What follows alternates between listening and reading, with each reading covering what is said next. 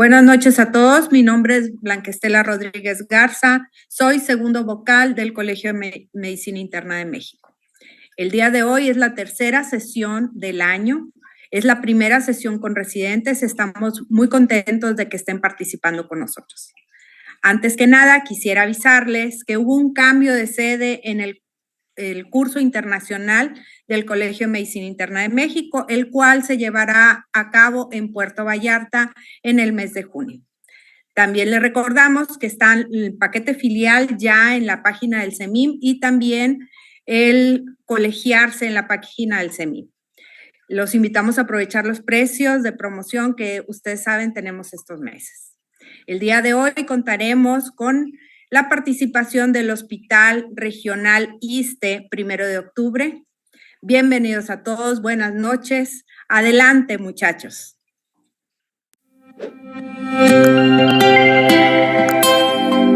Hola, soy Patricia Carreño, presidenta fundadora de Fundación Uriel, y me complace presentar a esta institución de asistencia privada dedicada a la atención y canalización de niños con quemaduras. Fundación Uriel surge como gratitud a la vida de mi hijo. Durante su tratamiento de quemaduras conocimos a muchos niños en Estados Unidos de origen mexicano siendo atendidos en un país distinto al suyo. Platicando con ellos sin darnos cuenta, recabamos información que marcó la base para crear nuestro programa. Las intervenciones integrales y de calidad de niñas y niños menores de 6 años tienen efectos muy positivos sobre el coeficiente intelectual, la capacidad de aprendizaje, el aprovechamiento escolar, la productividad y la salud física y mental de las personas, con efectos a lo largo de todo el ciclo de vida. Por ello, el modelo de Fundación Uriel inicia en esta etapa de vida y está conformado por 5 pilares: atención integral del paciente quemado, prevención, apoyo a grupos vulnerables, capacitación médica y procuración de fondos. Este programa inició en las estancias infantiles con apenas 28 padres de familias de menores de 5 años, sin más material de apoyo que una presentación. Paulatinamente se sumó material didáctico, lúdico, audiovisual y una botarga. Se inició recopilando datos cuantitativos y ahora recabamos información cualitativa para medir el nivel de impacto y cambio en la vida de las personas, quienes después de la intervención son ahora una nueva generación, preparados en la cultura de la prevención. Hoy, después de 8 años, impactamos en más de 23,000 familias, quienes recibieron el programa y el manual de prevención. Con nuestros pacientes iniciamos canalizándolos a instancias especializadas y fuimos implementando la atención integral, el apoyo con medicamentos y ropa de presión, apoyo psicológico y legal y actividades recreativas completamente gratuitas. Un caso de éxito es el de Angie, quien logró quedar sin marcas en su rostro quemado con aceite hirviendo, gracias al tratamiento recibido por Fundación Uriel. Derivado del impacto de nuestra intervención, logramos el Premio Estatal del Altruismo 2022, la Medalla Gustavo Vaz Prada de la UNAM 2023 y el estatus más alto ofrecido por las Naciones Unidas a organizaciones no gubernamentales, entre otros. Sin duda, el reto ha sido lograr el equilibrio económico que con la pandemia se detuvo, aún cuando logramos pasar e implementar nuevas estrategias de llegar a los hogares y contar con más y mejores instalaciones. Muchas gracias por su atención.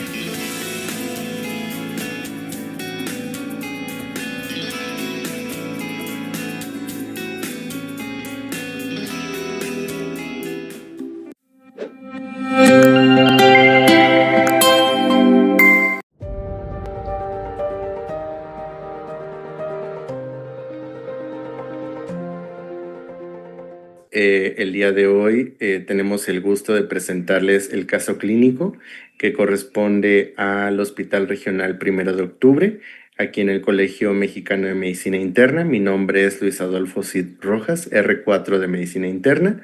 Mi compañera Betsabe Sánchez Molina, igual R4.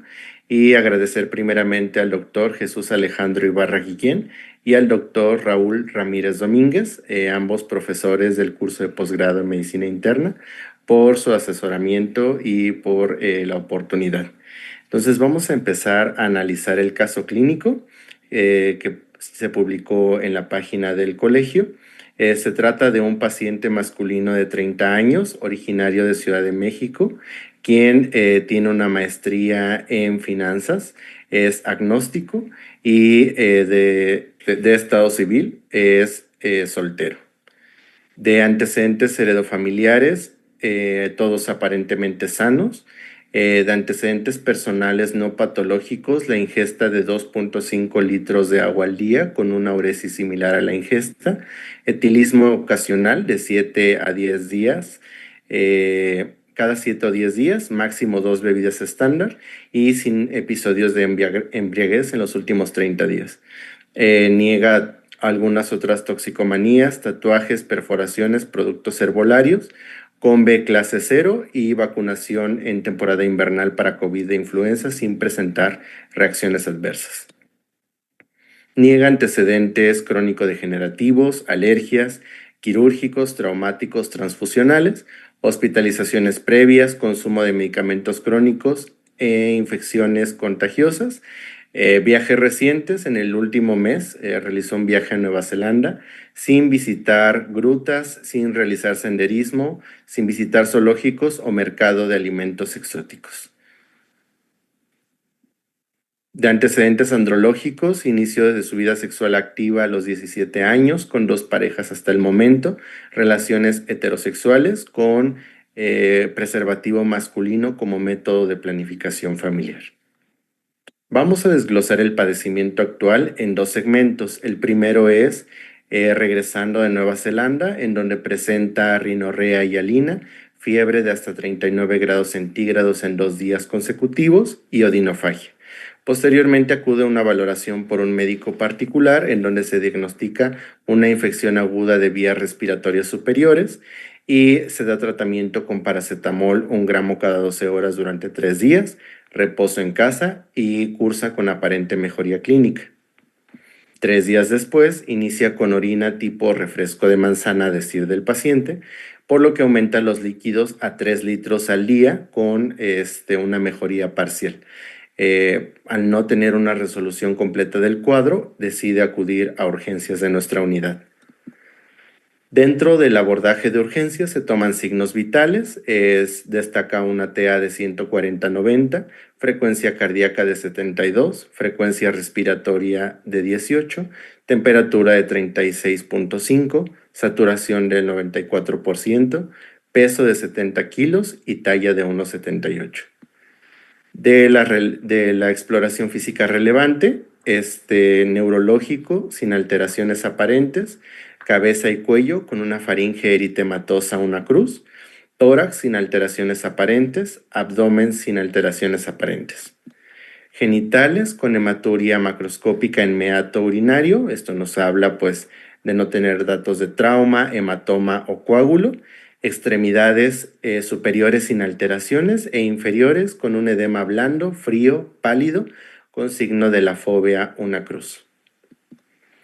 Las sospechas diagnósticas para su ingreso a urgencias fueron una hematuria macroscópica y una infección de vías respiratorias superiores. Es importante que antes de poder continuar con el abordaje, realicemos una revisión con respecto a la semiología de la hematuria. Vamos a clasificarla según los textos de semiología médica, base de la medicina interna actual en México, según el ritmo, la clínica y la anatomía. Dentro del ritmo, si es una hematuria persistente, que tiene más de 48 horas o lleva más de 2 cuadros clínicos presentados. Intermitente cuando es menos de 48 horas y es el primero o segundo cuadro. Podemos clasificarla según las manifestaciones que refiere el paciente, como sintomática o asintomática. Esto generalmente nos habla de infección urinaria agregada, como lo es la disuria, el tenesmo y el pujo, y una clasificación anatómica según la aparición de la hematuria durante la micción. Si es al inicio, es origen prostático o uretral, vesical al término de la micción o renal durante toda la micción. También podemos clasificarla según el examen general de orina, como macroscópica o microscópica, y esto es importante para poder considerar el abordaje posterior. La macroscópica se va a definir como una orina color rojo o marrón que indica un sagrado de más de 1 mililitro por litro, y microscópica cuando tenemos presencia de más de 3 eritrocitos por campo de orina centrifugada. Podemos clasificarla, esta hematuria macroscópica, con la presencia o no de coágulos, y según esta determinación podemos asignarle un posible origen, sea obstructivo, por ejemplo, en el caso de litiasis renal, de origen tumoral, de origen propiamente renal, o por alguna causa adicional como menstruación o embarazo. Y esto nos va a dar o no sintomatología. Vamos a correlacionar la hematuria que presenta nuestro paciente. Se trata de un hombre sin antecedentes heredofamiliares de importancia ni patológicos, sin datos de síndrome miccional previo, y tendríamos entonces una hematuria macroscópica sin coágulos, con un ritmo de eliminación persistente, asintomática y de probable origen anatómico renal. Esto nos lleva a la primera pregunta para nuestra audiencia, que es: ¿cuál es el siguiente paso más apropiado ante una hematuria persistente? Estamos hablando de una hematuria de más de 48 horas o que sea después del segundo episodio. Las posibles respuestas son: A, repetir la tira reactiva en 6 meses; B, confirmar con sedimento y evaluar el origen glomerular; C, tratar empíricamente como una infección urinaria; o D, realizar una cistoscopía de manera inicial. Vamos a dar 30 segundos a nuestra audiencia para poder responder esta pregunta.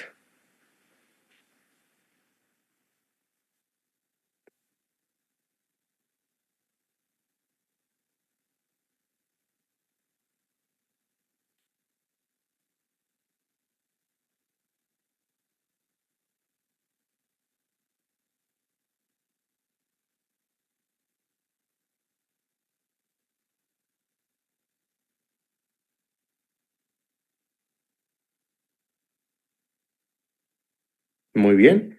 La respuesta correcta es B, confirmar con sedimento y evaluar el origen glomerular. Es importante porque, como ya revisamos, muchas de las causas de hematuria van a ser consecuentes a una obstrucción u origen tumoral, y es necesario realizar el abordaje desde su primera presentación. No es necesario tratar empíricamente todas las hematurias como una infección urinaria, ya que asociado a ello tendríamos que tener datos clínicos, y en el caso de este paciente es una hematuria sintomática, y la cistoscopía inicial sería sobre la sospecha de alguna malformación o alguna obstrucción secundaria de la vía urinaria que nos esté generando la hematuria. Dentro del abordaje solicitamos primeramente una biometría hemática por el sangrado que ha tenido nuestro paciente. En la biometría hemática pues no vemos alguna repercusión en la hemoglobina, tampoco en las plaquetas, ni tenemos datos de alguna infección. Posteriormente solicitamos una química sanguínea para evaluar la función renal, donde ya vemos un deterioro con una creatinina de 1.7, por lo que estimamos una tasa de filtrado glomerular por SECADEPI de 55 mililitros. Sin embargo, pues también tenemos aumento en urea y en BUN. Los electrolitos séricos los solicitamos secundario a que no sabemos si este deterioro de la función renal es agudo o es crónico. En el caso de crónico, pues esperaríamos hipocalcemia, hiperfosfatemia. Sin embargo, en este paciente los electrolitos están normales. Posteriormente solicitamos una gasometría arterial, la cual nos da una acidosis metabólica de anion GAP elevado, esperable cuando hay un deterioro en la función renal. Posteriormente solicitamos un examen general de orina en donde no vemos ningún dato de infección, estereasa leucocitaria negativa, nitritos negativos. Sin embargo, vemos ya una determinación de proteínas de 150 con hemoglobina de 50, eritrocitos de 16 a 20 por campo y eritrocitos dismórficos 5 por campo. Lo que nos lleva a nuestra segunda pregunta para nuestra audiencia. ¿Qué hallazgo orienta con mayor especificidad a origen glomerular? Opción A, eritrocitos isomórficos, opción B, cilindros hialinos, opción C, eritrocitos dismórficos u opción D, leucocitaria aislada. Daremos 30 segundos para la respuesta de esta pregunta.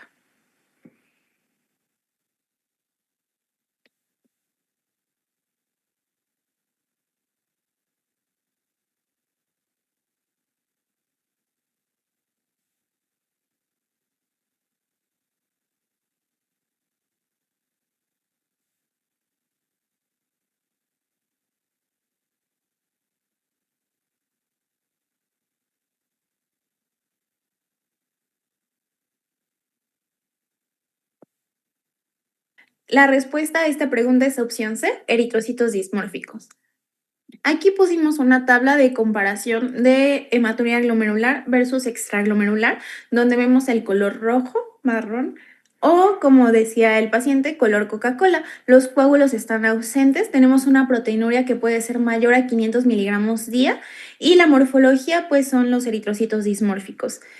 Aquí vemos una imagen de un acantocito, que es un subtipo de eritrocito dismórfico. Posteriormente pasamos a hacer un sedimento urinario a nuestro paciente, donde nos reportan acantocitos mayor al 5%, escasos cilindros eritrocitarios y sin presencia de cristales o cilindros leucocitarios. Como ven, tenemos varias imágenes de acantocitos, como ya comenté previamente, los acantocitos es un subtipo de eritrocitos dismórficos. Posteriormente, pues pasamos a realizar un estudio de imagen, sobre todo para ver que no haya algún daño estructural o alguna obstrucción en nuestros riñones. En el lado izquierdo, pues vemos la morfología totalmente respetada, el tamaño normal, con una relación corteza-médula de manera normal. Del lado derecho, de igual manera, tenemos una morfología respetada, el tamaño normal, sin evidencia de litos o ectasias y la relación corteza-médula de igual manera respetada. ¿Esto a qué nos lleva? A que nuestro deterioro de la función renal en la creatinina pues es de manera aguda. Nos habla de una lesión renal aguda o una enfermedad renal aguda, ya que no hay cambios estructurales en nuestro estudio de imagen. Bueno, ahora tenemos a un paciente con eritrocitos dismórficos, con alteración en la tasa de filtrado glomerular, joven, por lo que nuestra primera sospecha es una etiología infecciosa, por lo que solicitamos un panel viral con hepatitis B, hepatitis C, VIH no reactivos, así como el VDRL. Y también, a pesar de que el examen general de orina no nos mostró datos indirectos de infección, también solicitamos un urocultivo para descartar algún proceso infeccioso, el cual nos dio un resultado negativo. Posteriormente, pues ya descartando nuestras etiologías infecciosas, pedimos algunos anticuerpos e inmunoglobulinas y anticuerpos anticardiolipinas. Si se fijan aquí en la tabla, pues vemos todos los resultados negativos. Dentro del complemento, pues vemos es el C3 ligeramente disminuido, C4 y anticuerpos anti-DNA de doble cadena negativos. Posteriormente procedemos a solicitar inmunoglobulinas y pues vemos un aumento en la inmunoglobulina A de 580. El resto están dentro de valores normales. Posteriormente pasamos a solicitar una cuantificación de proteínas en 24 horas. Tenemos unas proteínas de 1.2 gramos al día, lo que nos lleva a un rango no nefrótico. Y pues ya que tenemos todos estos estudios negativos, pasamos a una biopsia renal. En la biopsia renal, el estudio de inmunofluorescencia es positivo para depósitos de IgA, C3, cadenas kappa y lambda en mesangio y en zonas paramesangiales. También, a pesar de que no es distintivo en la nefropatía por IgA, en esta biopsia nos muestra que hay una tinción de C1q en muestras trazas mesangiales. Entonces, el diagnóstico de este paciente es una nefropatía por IgA clase 4 de Haas. Bueno, la evolución posterior de nuestro paciente al diagnóstico de nefropatía por IgA fue iniciar tratamiento. Como ya comentaba mi compañera Betsabe, se presentó con proteinuria, por lo cual se inició telmisartán, que veremos más adelante como piedra angular del tratamiento antiproteinúrico, en este caso de un paciente con hipertensión, datos de un síndrome nefrítico y la confirmación histológica de IgA. Posteriormente se iniciaron bolos de metilprednisolona durante 5 días de 500 a 800 miligramos. Se dio un primer ciclo de ciclofosfamida, de tacrolimus posteriormente, continuó con el deterioro de la función renal y al final se progresó a una enfermedad renal Cadigo 5 que ameritó un acceso vascular para hemodiálisis e iniciar un protocolo de trasplante.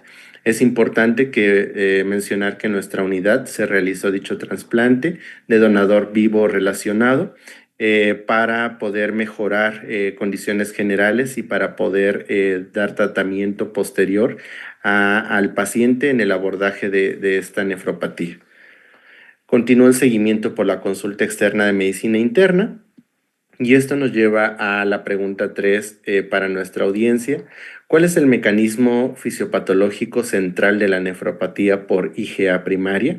La A, activación clásica del complemento. B, daño tubular mediado por citocinas. C, depósito pasivo de IgA monoclonal. O D, IgA1 deficiente en galactosa con inmunocomplejos.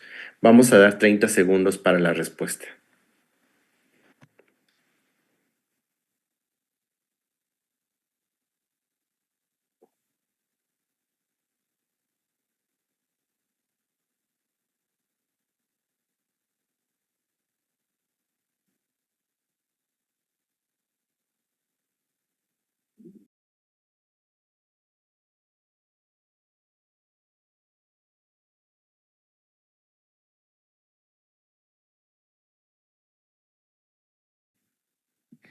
La respuesta a nuestra pregunta sería la IgA deficiente en galactosa con inmunocomplejos. Recordar que no es un depósito como tal de la IgA monoclonal, sino son complejos asociados a IgG contra esta IgA deficiente. El daño tubular no está mediado por citocinas en este caso, aunque sí hay receptores asociados a inflamación, como vamos a ver más adelante, y hay activación del complemento, pero no es la causante propiamente de la nefropatía. Vamos a hacer una revisión breve de nefropatía por IgA, o conocida con el epónimo de enfermedad de Berger, y vamos a definirla como la glomerulopatía primaria más importante e infradiagnosticada en el mundo. Es la causa primaria de enfermedad renal crónica en pacientes jóvenes y lo vamos a desarrollar mediante un proceso de 3 etapas. Primero vamos a encontrar una sobreproducción por IgA1 deficiente en galactosa. Posteriormente nos vamos a basar en el reconocimiento de esta IgA, la formación de inmunocomplejos de IgG contra la IgA deficiente en galactosa y la formación de complejos poliméricos que van a estar circulando. Posteriormente el depósito mesangial y glomerular, que va a ser el responsable propiamente del daño glomerular. Dentro de la epidemiología, vamos a encontrar que esta enfermedad afecta principalmente a adultos entre 20 y 30 años y que la mayoría de los pacientes de este rango de edad pues van a cursar con hematurias intermitentes que generalmente no son abordadas en los servicios de urgencias y por lo cual llegan entre un 30 a un 40% con el desarrollo de la enfermedad a progresar a enfermedad renal crónica y a meritar, por supuesto, tratamiento de soporte renal. La incidencia general de la enfermedad es de 2.5 por cada 1,000 habitantes. Es importante destacar que hay segmentos en el mundo en donde es más prevalente, como lo es en Europa, en Asia y en Oceanía. Esto se ha visto relacionado a condiciones genéticas predisponentes, como lo vamos a ver más adelante. Como pista del caso, nuestro paciente tenía 30 años y entra dentro del rango de edad esperado para esta enfermedad. La epidemiología, como ya les comentaba, la podemos dividir en algunos segmentos del mundo, como lo es la frecuencia en Asia, en Europa y en África, pues no se tienen tantos datos por el acceso a los medios de salud y por supuesto por la realización de biopsias renales. Recordar que la biopsia renal debe ser interpretada por un especialista en esta área porque es un área compleja para poder determinar el daño a este nivel. La enfermedad por IgA representa un 40% en algunos países, sobre todo en Japón. Por lo tanto, se han implementado algunas medidas desde la protección de la salud de estos pacientes para el cribado masivo, realizando, por ejemplo, exámenes generales de orina o recolecciones de orina en donde se manifiesten la determinación de eritrocitos dismórficos o acantocitos, como ya lo comentaba mi compañera, para determinar a una enfermedad asintomática y que en realidad esté en progresión. Como podemos ver en Asia y en Europa, las relaciones hombre-mujer son variables de 1 a 1.4, de 2 a 1, y bueno, en este caso nuestro paciente, un masculino de 30 años que entra de nueva cuenta en esta categoría. Vamos a ver esta revisión, que es una revisión epidemiológica asociada a factores de riesgo en el mundo. Se publicó el año pasado y nos da una incidencia global por cada 100,000 habitantes de diagnóstico de nefropatía por IgA. Como vemos, la mayor carga de enfermedad se encuentra en Australia, posteriormente en Asia y en Europa. Estas tres regiones son importantes destacar porque como pista del caso clínico, nuestro paciente realizó un viaje a Nueva Zelanda por cuestiones familiares y bueno, ahí se encontró la asociación de que su familia paterna, su padre, era neozelandés. Ahí la carga genética asociada, como lo vamos a ver más adelante. En México, bueno, no se tienen muchos factores para poder diagnosticar la enfermedad porque no hay como tal una epidemiología relevante con biopsia renal a estos pacientes que ya tienen deterioro de la función renal a pesar de ser jóvenes y sería importante realizar una biopsia renal para el diagnóstico. Los factores de riesgo asociados, como ya comentábamos, es tener ancestros europeos, chinos o en general del continente de Oceanía, ya que se han demostrado asociaciones genómicas, como lo es el cromosoma 6. Recordar que el cromosoma 6 determina el complejo mayor de histocompatibilidad y bueno, esta va a ser un factor predisponente para la presentación de antígenos clase 1, 2 y 3 y por supuesto la activación de linfocitos T y ayuda a diferenciación de los linfocitos B para la producción de estas inmunoglobulinas anómalas. En este estudio, pues se evaluaron este tipo de defectos genómicos en el cual se encontraron estas asociaciones, como podemos ver, principalmente en el brazo pequeño del cromosoma 6. Dentro del cuadro fisiopatológico, podemos abordarlo en los tres segmentos del principio. En el caso clínico, pudimos ver a un paciente masculino de 30 años con ascendencia neozelandesa y podemos ver que tiene una infección de vías respiratorias altas. Esto va a causar que a nivel de la mucosa se empiecen a sintetizar IgA deficiente en galactosa. Esta se va a producir a nivel de las tonsilas o de cualquier mucosa gastrointestinal y posteriormente por el déficit de esta galactosa se van a producir anticuerpos IgG que van a ir en contra de esta inmunoglobulina aberrante para formar inmunocomplejos circulantes. Tenemos ahí entonces el primero y el segundo segmento de la fisiopatología general para posteriormente el depósito a nivel glomerular de estos inmunocomplejos que van a causar la activación de citocinas posteriores y el daño renal perpetuado. ¿Cuál va a ser el cuadro clínico más común de la nefropatía por IgA? Tenemos una hematuria sintomática con o sin proteinuria y con tasa de filtrado glomerular variable. Hay que recordar que este cuadro representa el 55% de todos los cuadros de nefropatía por IgA y por ello la detección temprana en algunas poblaciones, como lo es la asiática, la europea y de Oceanía, han implementado algunas leyes o programas para poder hacer prevención en estos pacientes. Nuestro paciente del caso clínico no presentó el cuadro típico, dado que presentó una hematuria macroscópica sin faringítica que representa solo del 10 al 15% de todas las presentaciones de primera vez de IgA. Es un paciente con menos de 40 años con una hematuria macroscópica y que tuvo una infección de vías respiratorias previas.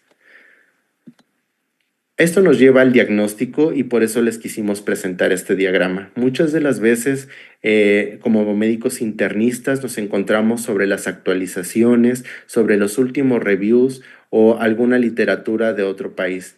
Pero hay que recordar que las bases semiológicas son importantes. Este cuadro está presentado desde el libro de semiología de Argente, en el cual podemos ver el abordaje de una hematuria.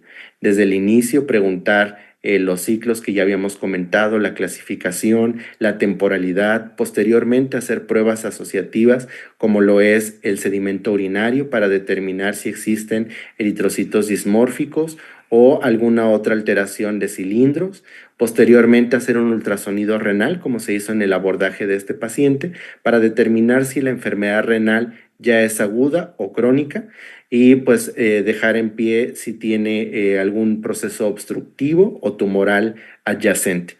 En nuestro paciente, pues todos estos factores fueron negativos, lo que nos llevó a confirmar acantocitos y por lo tanto el daño a la barrera y al final, asociado con el síndrome nefrítico, que era la hipertensión que presentó desde urgencias, la hematuria macroscópica asociado con eritrocitos dismórficos y el edema, configurar un síndrome nefrítico con una proteinuria en rango no glomerular.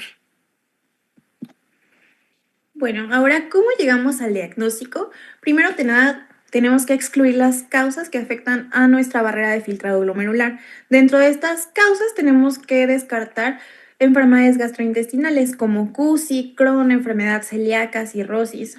Causas infecciosas, como lo hicimos en este paciente, que solicitamos el panel viral negativo a hepatitis, a VIH, y pues no tenía algún dato para continuar con el cribado para tuberculosis o lepra. Al igual que hicimos pruebas autoinmunes para descartar pues una nefritis lúpica, igual no tenía ningún alteración en el complemento más que en C3 que estaba un poco disminuido, pero los anti-DNA, los ANAS estaban negativos. E igual tenemos que descartar enfermedades malignas como cáncer de pulmón, carcinoma renal, linfoma Hodgkin y enfermedades del tracto respiratorio, en este caso fibrosis, sarcoidosis o enfermedades dermatológicas, psoriasis, dermatitis herpetiforme, pues que en este caso en la exploración física no encontramos ninguna lesión dermatológica o el antecedente de que la haya tenido. Dentro de las pistas de este caso, pues tenemos una inmunoglobulina A elevada, el panel viral negativo en un paciente joven y pues en otro dato de la exploración o al interrogatorio. Dentro de la biopsia, ¿qué vamos a encontrar en los pacientes con nefropatía por IgA? Podemos encontrar una glomerulosclerosis segmentaria o global, así como atrofia tubular y o fibrosis intersticial. Dentro de estas imágenes tenemos dos tinciones. La primera, que es en M0, tenemos una tinción de paz. Si se fijan en el círculo azul, ahí tenemos una acumulación de IgA, la cual está señalada. Y en la imagen siguiente es una tinción con hematocilina eosina. Y tenemos igual en el círculo azul, tenemos varios conglomerados de IgA. Dentro de la inmunofluorescencia vamos a encontrar normalmente un patrón granular, que son los depósitos de IgA en el mesangio. Sin embargo, también podemos encontrar depósitos de IgG o cadenas kappa y lambda positivos. En este caso, realmente es muy raro o casi en todas las nefropatías por IgA el C1q está negativo. Sin embargo, aquí nos menciona trazos mesangiales. Aquí pues tenemos la nefropatía por IgA M1, S1, E1, T0 y C1 según la clasificación de Oxford. Lo que nos lleva a nuestra cuarta pregunta para la audiencia, que es, ¿qué factor se asocia de forma más consistente con peor pronóstico renal? Opción A, hematuria macroscópica recurrente. Opción B, edad joven al diagnóstico. Opción C, depósitos aislados de C3. Opción D, proteinuria persistente mayor a 1 gramo al día. Daremos 30 segundos para contestar.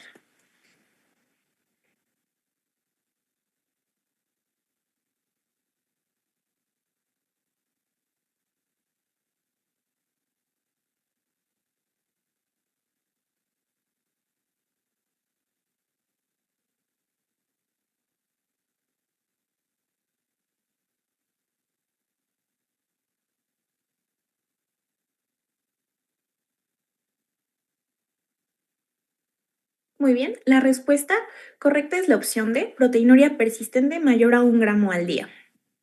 Ahora sí, en lo que nos compete del tratamiento, pues la piedra angular son las medidas nefroprotectoras. Esto quiere decir el cuidado de la tensión arterial, el cuidado de las proteínas que ingerimos, la restricción del sodio menor a 2 gramos al día y el uso de ARA2 y ECAS. En este caso, pues podemos usar ARA2, algún YECA, y si continúa la proteinuria, también podemos añadir un ISGLT2. Posteriormente, pues también tenemos el Sparsertan, que es un inhibidor de la endotelina 1, así como también de la angiotensina.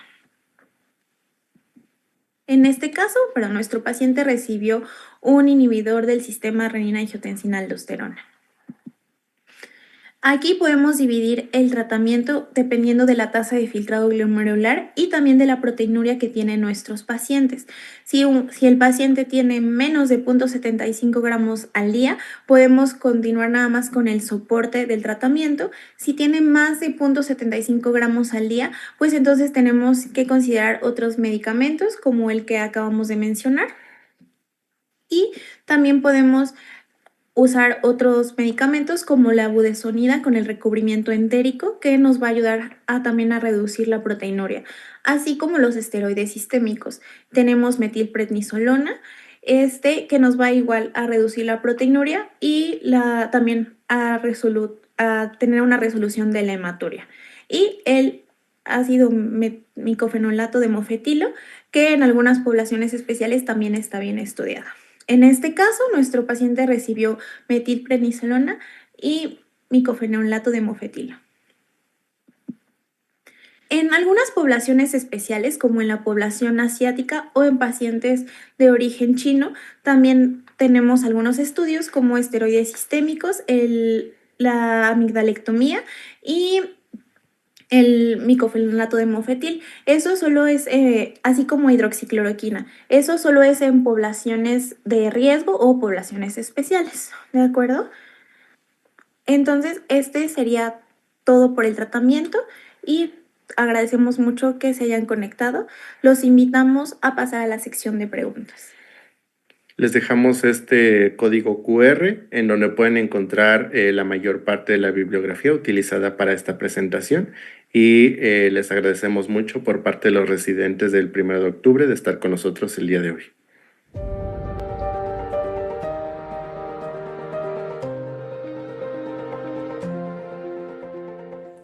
Buenas noches a todos. Agradecemos la excelente ponencia de estos residentes de cuarto año, me estaban diciendo.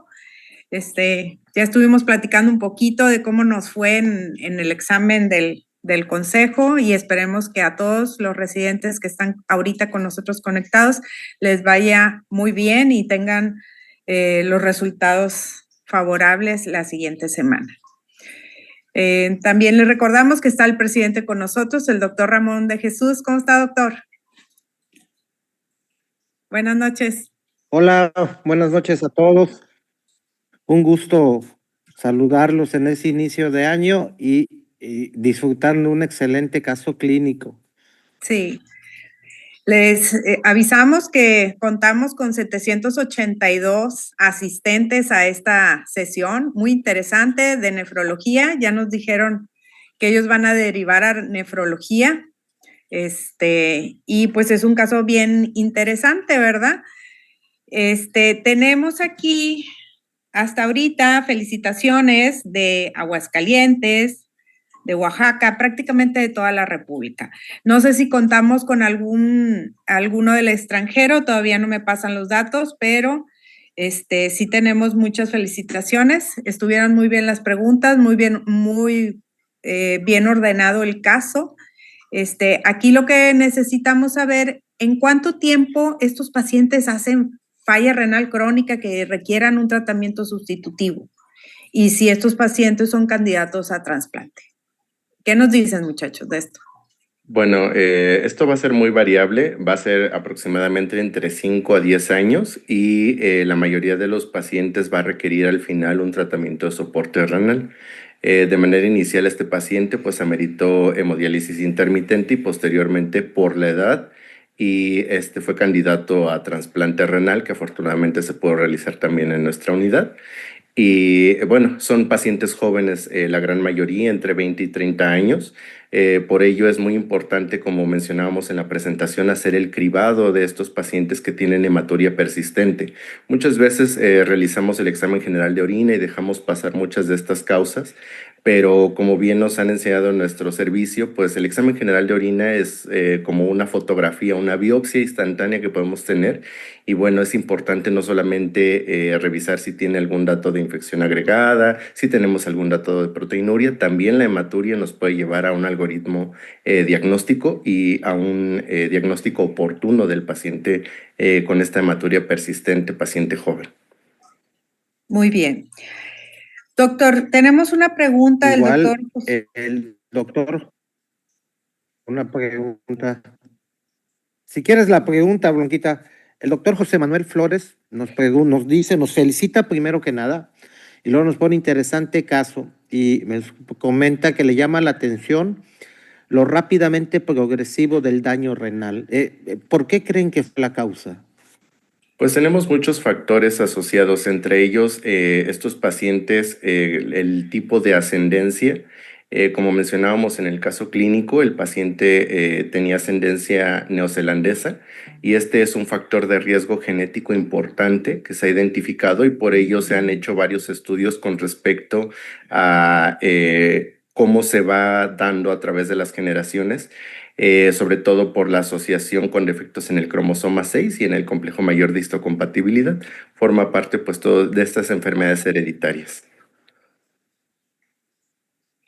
También queremos darle la bienvenida, tenemos a sus profesores de posgrado, el doctor Raúl Domínguez y el Raúl Ramírez y el doctor Jesús Alejandro Ibarra.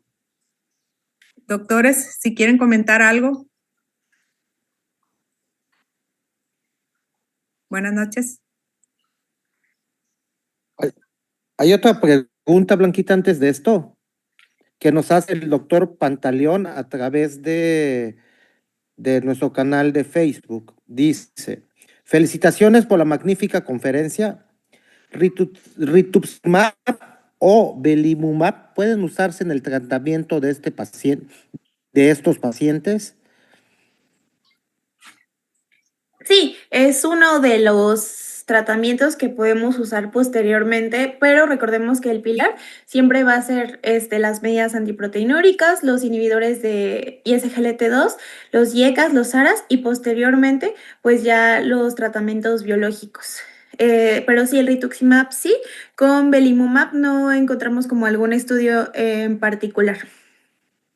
Sí se han estudiado en varios protocolos, pero no ha formado parte del tratamiento estándar. Actualmente la CADIGO recomienda plenamente, como ya comentábamos, el uso de metilprednisolona, posteriormente inhibidores del eje renina-angiotensina-aldosterona, por la proteinuria importante que llegan a tener y como ya comentaba mi compañera, siempre las medidas de soporte renal que se han comentado en la presentación.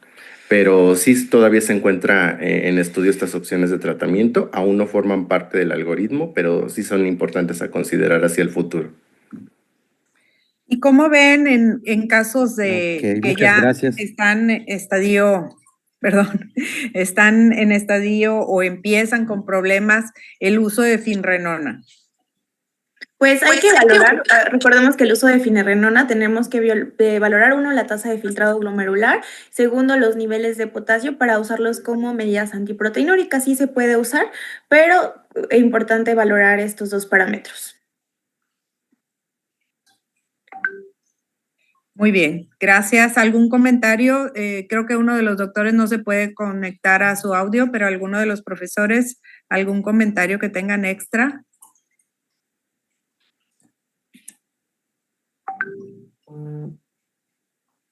Bueno, si no es así, no sé si usted, doctor Ramón, tenga alguna pregunta ahí de la audiencia. Sí, tenemos una última. El doctor Roberto Sánchez Izquierdo igual les manda muchas felicitaciones y creo que pone, La hematuria hay que estudiarla por cuánto tiempo. Me imagino que de manera inicial o posterior. Hay que tener en cuenta que el estudio de la hematuria hay que asociarlo primero a descartar causas comunes. Hay que recordar que con el paso del día incluso podemos tener hematuria por gravedad, por el hecho de estar parados ya a lo largo del día. Hay que descartar otras causas como que el paciente tenga algún proceso infeccioso, que haya realizado ejercicio extenuante antes de empezar un abordaje de este tipo. Si tenemos ya un paciente que en más de 2 ocasiones ha presentado hematuria en ausencia de infección o de todos los cuadros que les he mencionado previamente, pues sí sería necesario iniciar con el cribado. Dentro de la presentación les comentábamos que el cribado se está haciendo sobre todo en Asia por esta asociación genética en jóvenes para prevenir el llegar a enfermedad renal crónica y pues esta carga no solamente para el paciente, sino también es una carga económica a nivel mundial. Muy bien. ¿Y este paciente también pudo haber llegado a falla renal o llegó con falla ya renal crónica que requirió tratamiento, inclusive trasplante? Porque recordemos que los estudios que hacemos como mexicanos no son rutinarios, ¿verdad? Y un paciente tan joven pues no lo iba a hacer. Tenemos de México, de Bolivia, de Perú, de El Salvador y de Guatemala. Tenemos asistencia. Estuvo excelente la ponencia, excelente el tener casi 800 gentes escuchándolos. Me da mucho gusto que los residentes tengan tanta desenvoltura en una plataforma tan importante como es el CEMIP.